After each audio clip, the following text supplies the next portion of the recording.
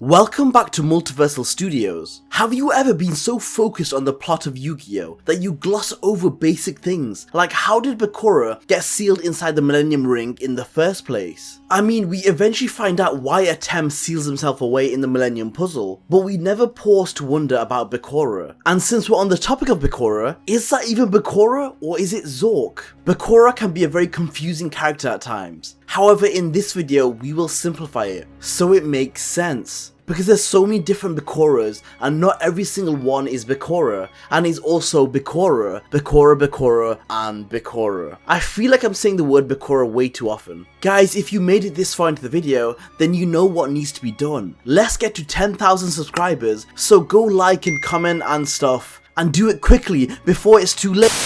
Anyway, where were we? Ah yes, Bakura. Bakura, who is often known as Thief Bakura, is from a village called Kul Elna, which is famously known for containing thieves and criminals. On one fateful night when the moon was still shining in the sky, the entire village was massacred, whilst Bakura was the only survivor and witness of the brutal events. Now this would be hard for anyone, so he led a life of crime, with his thoughts of getting revenge on the pharaoh who had wronged him. His entire character is one of rage and fueled by revenge. Now that's just a basic description on the character at hand. Now let's look at how Bakura was sealed inside the Millennium Ring. Well, it is revealed that similar to Atem, Bakura was sealed away in the Millennium Ring 3,000 years ago. So he was sealed away at the same time as the pharaoh. But is the spirit of Thief Bakura from 3,000 years ago, or is it Zork? Well, the popular consensus online is that it was a mix of both. However, I kinda disagree, but not in the way you think. Let me explain. Mahad explains to Bakura that the reason his power was so weak when they first faced each other was due to the fact that he was holding back, as most of his power was going towards keeping the evil locked away inside the Millennium Ring, which establishes that the Millennium Ring, unlike the other items, already contained most likely a piece of Zork, which was locked inside.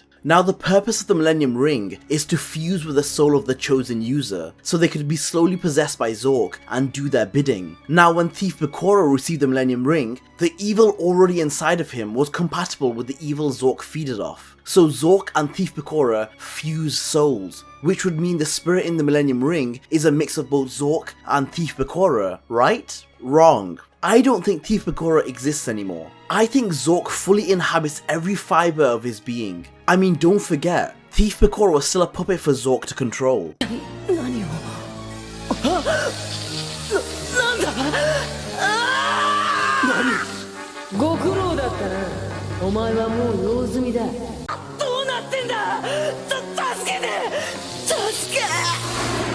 Now, I don't think Thief Bakura's soul would resist Zork, as both of them had the same goals and ambitions, which is to spread darkness. Now the reason I say this is for two reasons. One is Akhenaten. Akhenaten is actually very similar to Thief Bakura. Both were offered power from Zork and had a piece of Zork intertwined with their souls. Both Akhenaten and Bakura refer to themselves as Zork. Now where they differ is that Bakura had nothing to lose and he gave himself fully over to Zork. Whereas Akhenaten was a different case, because even though he wanted to do Zork's bidding and was possessed by the evil, he still thought about his son, which was Seto. And no matter how much evil Akhenaten did, he still tried to have his son rule Egypt, which shows a defiance over Zork's authority, which Bakura never had, making Thief Bakura the perfect vessel. Now the second reason I feel like Zork had completely consumed Thief Bakura's soul is the fact that they've been trapped together for over 3,000 years in the Millennium Ring, and Zork had plenty of time to encompass Thief Bakura completely.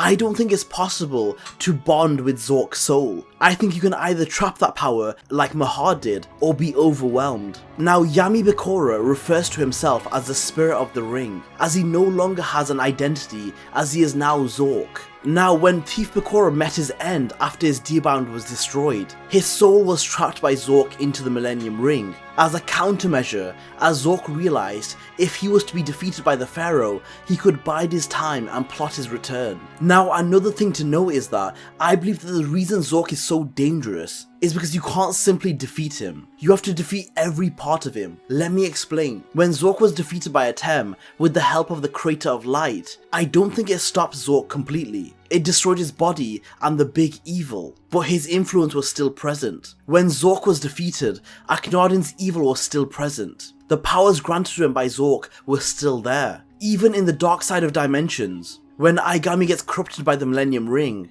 that evil is supposed to have been vanquished. However, it remains. And I believe it's because the part of Zork which resided in the Millennium Ring still exists. Now, Zork also embedded a piece of himself into Tristan in the final arc, in order to duel Yugi. However, Yugi defeated Tristan and he banished the fragment of Zork which resided in Tristan, freeing him. What are your thoughts regarding Zork, and do you think he still exists even after he was defeated? Let me know in the comments down below.